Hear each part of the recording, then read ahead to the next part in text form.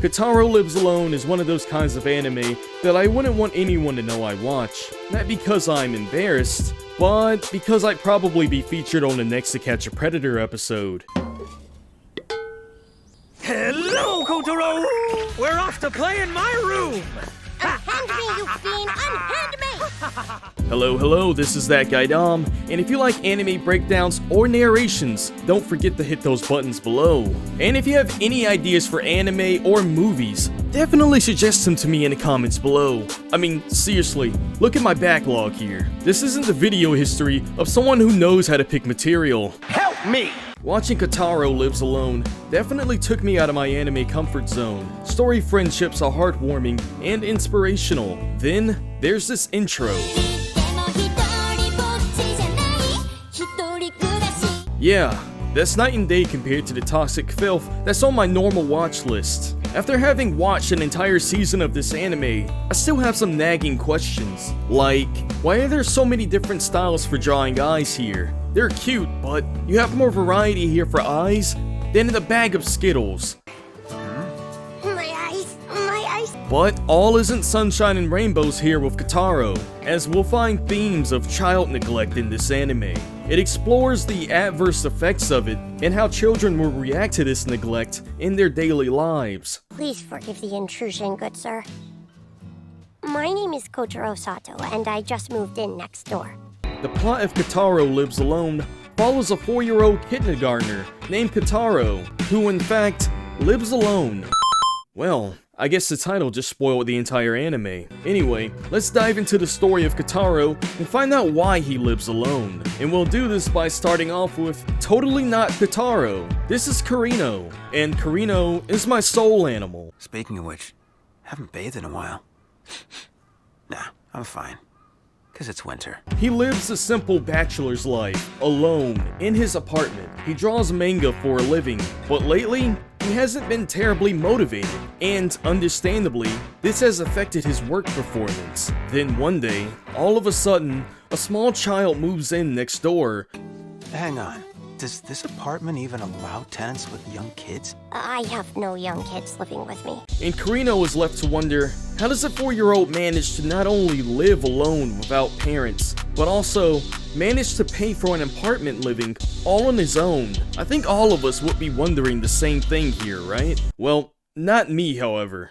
I'd be thinking, damn, no parents in an apartment all to himself? This is the luckiest kid alive. You're in room 203? Corner unit, right? Aye. You alone? Aye.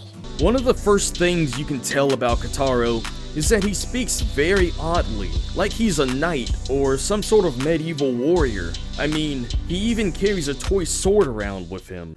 Sorry to bother. Hey, what's up? I find my room has no bathtub. Use the bathhouse up the street. Battle house. Yeah, bathhouse. Fine. Where is my foe? Not battle house, bathhouse. After having discovered that his apartment doesn't have any showers or baths, Kotaro is forced to consult his neighbor, Karino, on where the nearest bathhouse is. Eager to get the kid out of his hair, Karino simply points him in the direction of the nearest bathhouse. But before long, Karino starts to feel a bit guilty for sending a child out into town alone in the middle of the dark. He may be a lazy loner, but he sure doesn't want a kid to get abducted either.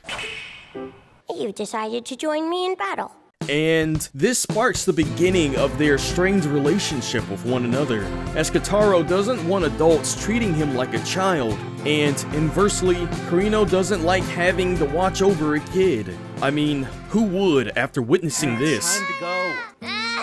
Over the episodes, Kotaro and Karino learn to get along with each other, and they find even more friends than those that live among them in the apartment complex. A stuffed Torosamon doll! What the heck do you think you're doing here? Yeah, I don't know. Friends that Karino never would have met on his own as a result of his couch potato lifestyle. These friends grow a deep attachment to Kotaro and do their best to support him as a child living in an adult world. Hold it right there! Hold it right there.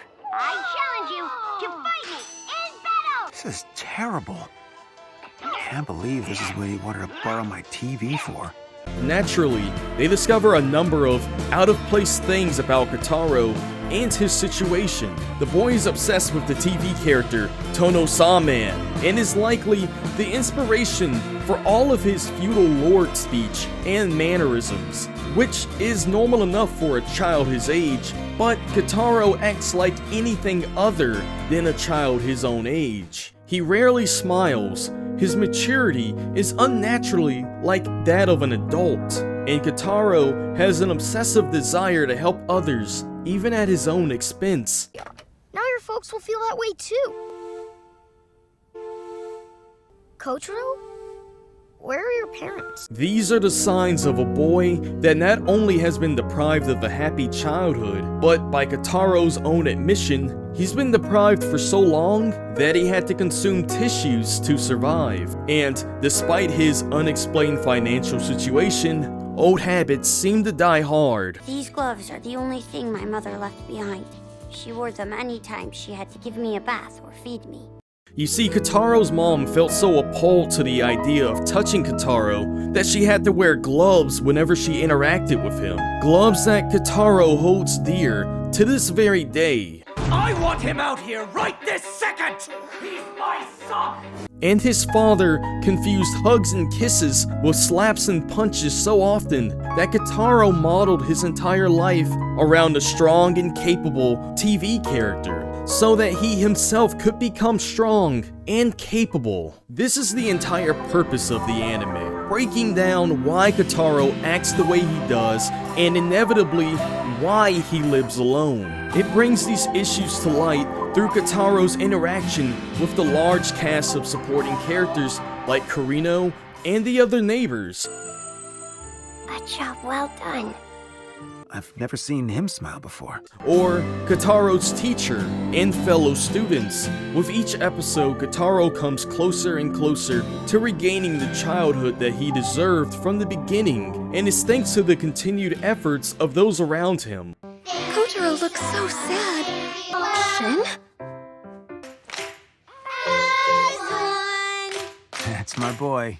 Through his sympathy and affection for Kotaro, Kurino even grows as a person himself. He becomes motivated to put his soul into the manga that he draws, and he finally babes regularly. I was really shocked by Kotaro Lives Alone. I thought it would just be some feel-good slice-of-life anime, but it turned out to be that and much, much more. I think a lot of you guys would enjoy what this show has to offer. You get a good balance of laughs and cries to keep the momentum rolling. And hey, don't forget to show your support by liking, subscribing, and suggesting some new material for me to talk about. This is that guy, and I'm out.